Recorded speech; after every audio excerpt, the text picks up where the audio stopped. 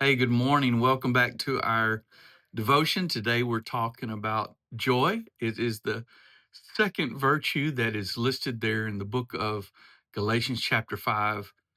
Yesterday we started our devotions talking about how joy was the foundation beyond the circumstances of life. And today we want to talk about how joy is a reflection of God's presence in our life. This is what David said in Psalm 16 and 11. In your presence, there is fullness of joy. And of course, David knew what he was talking about. He had been in the presence of God when he took the ark of the covenant from Obed Edom's house and brings it into Jerusalem. That was a symbol of God's presence. God actually met there with the children of Israel on the mercy seat, and what did David do? He danced with all of his might because of the joy that he felt and the presence of God that he was feeling. That's in Second Samuel 6. What a beautiful story.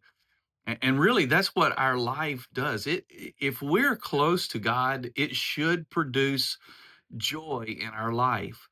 Saint Teresa of Avila says it like this. This is a 16th century nun, religious teacher. She really emphasized prayer, joy, and intimacy with God.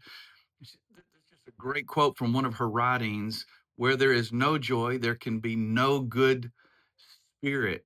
And what she's saying here is that when we have the Spirit of God, there is a natural growth of joy in our life. The Spirit produces joy in our life, and if we are perpetually sour, bitter, joyless, it may be a sign that something is blocking the flow of the Spirit in our life and the work of the Spirit in our life, because joy should always be greater than the superficial happiness that is in the world around us. Now, that doesn't mean that as Christians, there are not times that we're sad, there's not times that we don't uh, grieve.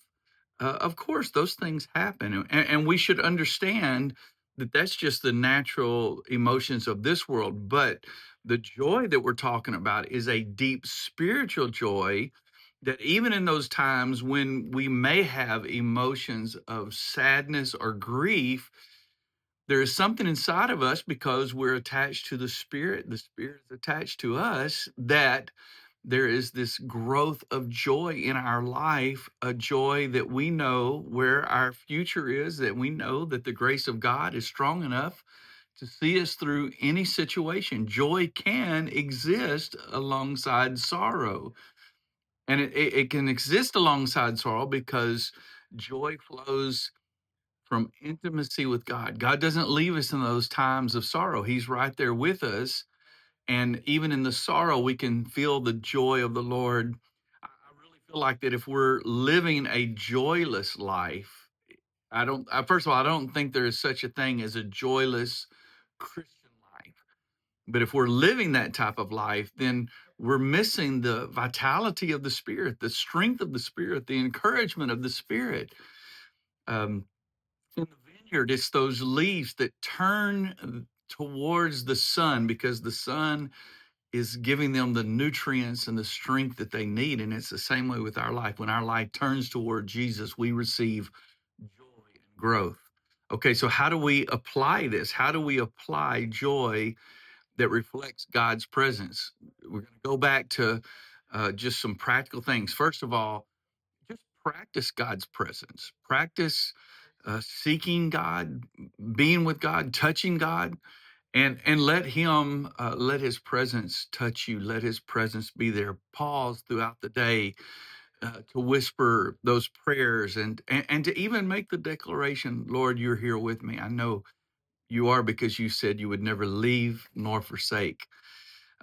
Sing yourself into joy. We mentioned that yesterday with Paul and Silas, but a lot of times get one of those worship songs that really minister to you. And of course, that changes through the years because a song will speak to you at a certain time in your life. And when you get that song in your mind, sing it, and let the encouragement of the Lord come back into your life.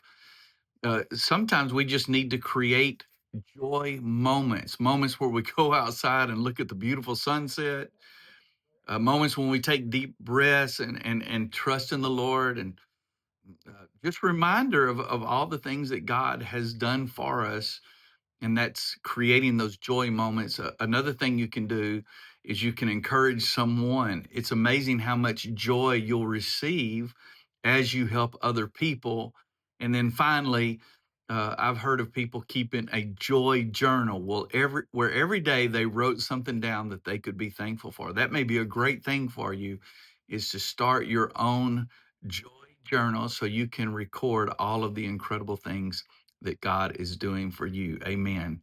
So thank you for being with me today, and God bless you. I will see you in the morning.